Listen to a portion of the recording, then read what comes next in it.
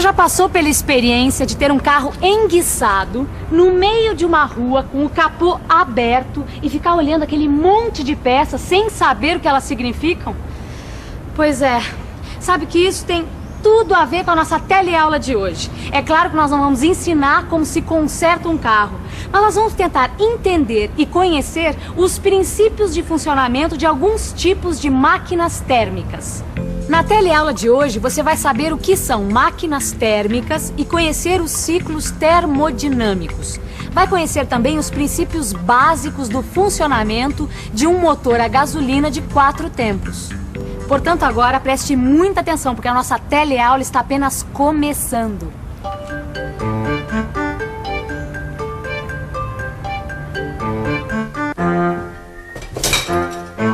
Ô, Gil, posso saber o que você está fazendo aí? Ô, Vicente, você lembra daquela história toda que a gente viu sobre o gás? Lembro. Que o gás pode realizar trabalho, energia térmica, a energia interna de um gás, da primeira e da segunda lei da termodinâmica. Tá lembrado? Lembro, a gente estudou isso tudo. O que tem? Então, ó, eu tava pensando e tentando compreender como eu posso fazer um motor que transforma energia térmica em trabalho, ou mesmo energia em movimento, sacou? Você tem que se valer do fato de que um gás, quando se expande, pode realizar um trabalho. A gente aprendeu isso. Não, exatamente, essa que é a ideia, entendeu? Agora, para eu fazer um motor trabalhar continuamente, eu vou precisar de uma quantidade muito grande de gás. Isso é verdade. Agora, e para eu conseguir um recipiente para abrigar todo esse volume, vai ficar muito caro. Vai ficar muita grana. Sabe o que você pode fazer? Aqui, ó. Você pode usar uma panela de pressão. Imagina, se você controlar o gás, o vapor que sai da válvula dela, você pode usar ele para alguma coisa. Olha, Não, boa sabe ideia? que não é uma má ideia. Agora, fazer um motor de panela de pressão, pensando bem, pode ser perigoso, viu, Vicente? Não pode ser mesmo, né? Ó, Não sei. que tal a gente fazer um pequeno projeto de máquina a vapor? Vamos fazer? Vamos? Vamos. Então vamos. Não é de hoje que o homem está procurando soluções através da tecnologia. Não, eu estou dizendo isso porque eu achava que as máquinas a vapor eram uma ideia bem recente na história. Mas estava lendo aqui que é uma ideia muito antiga.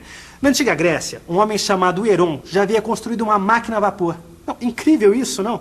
Só que naquele tempo, ela não era ainda usada como máquina mesmo, para alguma finalidade, como na época moderna. Era assim mais uma curiosidade. Puxa, será que daria para construir um modelo bem simples de máquina a vapor? Daria para fazer um modelo da máquina de Heron com um material bem simples, talvez até com uma lata de refrigerante dessas. Realmente não parece uma experiência difícil de fazer, né? E você, não gostaria de participar?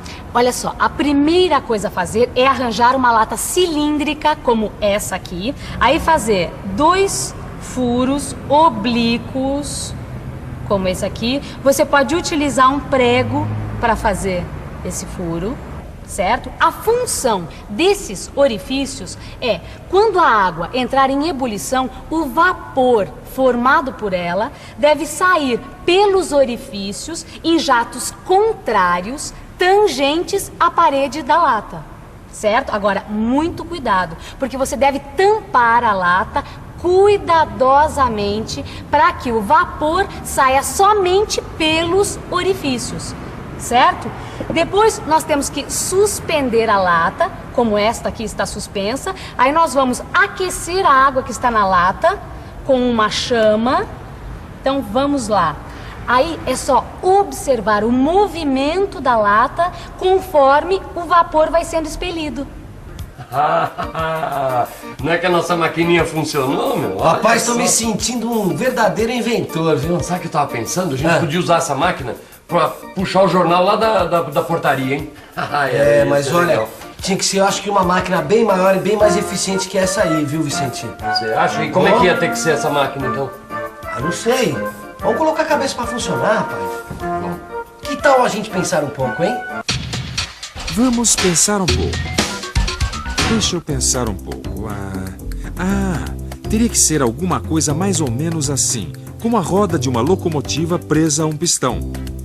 Bom, eu já sei que um gás se expande quando aquecido. É o que acontece na panela de pressão. Como numa locomotiva, ao aquecer o gás no interior do êmbolo, ele se expande e a roda gira meia volta. Quando o gás resfria, ele dá outra meia volta, completando assim uma volta inteira. esse movimento de vai e vem é transformado no movimento circular do eixo do motor. Puxa, assim daria para essa máquina apanhar mesmo um peso. Essa máquina teria muito mais eficiência que a outra. A coisa mais importante para uma máquina, Rosinha, é que ela seja eficiente, não é? Em outras palavras, que a energia fornecida a essa máquina seja quase toda transformada em trabalho. Dá para escrever isso até matematicamente. Olha só, o rendimento de uma máquina é a razão entre o que é utilizado pela máquina, ou energia útil, que pode ser expressa como trabalho realizado pela máquina, e a energia cedida, no total, para a máquina, por uma fonte quente. Bom, eu vou tentar então fazer o esquema de uma máquina térmica, ó. É um bom esquema, Rosinha, mas olha só, do jeito que você fez, o trabalho realizado por essa máquina é igual à diferença entre o calor que entra na máquina, fornecido pela fonte quente, e o calor que não é utilizado para realizar trabalho e é cedido à fonte fria. Isso pode ser escrito deste modo: tal é igual a ΔQ da fonte quente menos ΔQ da fonte fria. O que a gente pode fazer agora é substituir esta equação naquela outra que a gente viu. Assim nós vamos ter uma relação entre o rendimento e as trocas de calor envolvidas. Deste modo, o rendimento é igual a 1 menos ΔQ da fonte fria dividido por ΔQ da fonte quente. Esta relação vai ajudar a entender o rendimento.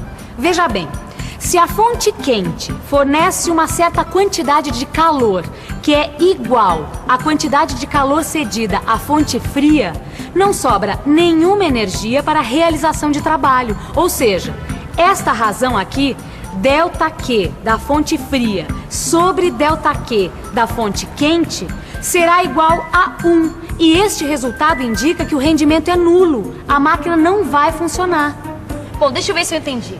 Isso quer dizer que toda energia cedida à máquina térmica foi perdida na fonte fria sem realizar nenhum trabalho. Exato. A melhor situação de rendimento da máquina é aquela onde a razão entre o calor que entra e o calor que sai é bem pequena. Aí sim, quase todo o calor cedido pela fonte quente irá se transformar em trabalho. Então nós vamos precisar de duas fontes térmicas com temperaturas bem diferentes para aumentar o rendimento da máquina térmica. Essa é uma das consequências da segunda lei de termodinâmica aplicada à construção das máquinas térmicas que você aprendeu na última teleaula de física. Ou seja, o estabelecimento de uma fonte quente e de uma fonte fria para que se consiga obter trabalho na máquina. A primeira pessoa a projetar uma máquina a vapor para realizar trabalho foi um inglês chamado James Watt. E um outro cientista chamado Sadi Carnot estabeleceu o limite da eficiência de uma máquina térmica. O que isso quer dizer? Quer dizer, simplesmente, obter um máximo de trabalho com uma quantidade limitada de energia. Essa receita de motor ideal recebeu o nome de ciclo de Carnot. Carnot demonstrou que a quantidade de calor cedida pela fonte quente é diretamente proporcional à sua temperatura. Assim como a temperatura da fonte fria é diretamente proporcional à quantidade de calor recebida por ela ao fim da transformação. Ou seja, a razão entre o calor cedido pela fonte quente e o calor recebido pela fonte fria é igual à razão entre as suas temperaturas. Ou ainda, em termos de rendimento da máquina térmica, podemos escrever deste modo. O que significa que se a fonte fria estivesse a uma temperatura de 0 graus Kelvin, todo o calor da fonte quente se transformaria em trabalho e o rendimento seria 100%. Pois é, mas o 0 Kelvin ou 0 absoluto não pode ser alcançado. Eu já li isso em algum lugar, Gil. Então isso significa que vai ser impossível a gente obter um rendimento igual a 1. Exatamente. Então esse é o significado da segunda lei da termodinâmica. Sempre vai ter mesmo. uma parte que vai se perder, entendeu? Vai ter uma parte do calor que vai para uma fonte fria e a gente não vai poder utilizar na realização do trabalho. É aquele processo irreversível, entendeu? É isso mesmo. Mas tudo bem, olha, mesmo assim, com os novos conhecimentos que a gente acabou de adquirir, nós vamos poder incrementar a nossa máquina. Fica tranquilo. Não, sem dúvida. A começar que a gente já sabe que a gente precisa de uma fonte fria e uma fonte quente para obter o trabalho do gás, não é isso? É, e que também a gente já sabe que quanto maior a diferença de temperatura entre as fontes, maior é o rendimento da máquina térmica. Exatamente. Não é isso? Então, peraí, vamos pro último desenho, vai. Olha só que engenho. O vapor recebe calor da fornalha e é injetado no cilindro pela válvula A, enquanto a válvula B permanece fechada. A pressão do vapor sobre o cilindro faz com que esse se mova para cima.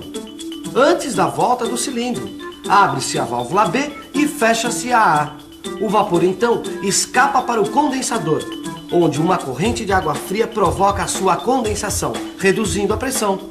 Ô Gil, ficou bacana o projeto da nossa máquina, viu? Gostei. Só tava pensando uma coisa. Para construir essa máquina, a gente vai acabar trabalhando muito mais do que ela, viu? Aliás, eu não consigo imaginar como seria o mundo de hoje sem esses inventos. Não é verdade? O refrigerador. Já imaginou o que seria da gente sem o refrigerador? E o refrigerador também segue um princípio onde ocorrem transformações gasosas, Rosinha. E o motor do automóvel? Não é verdade? Por exemplo, o motor a gasolina, ele é muito, mas muito mais eficiente que a antiga máquina a vapor, né? Porque a energia térmica cedida pela gasolina é maior. Falando em motor, vamos dar uma olhadinha no meu carro? Vem cá.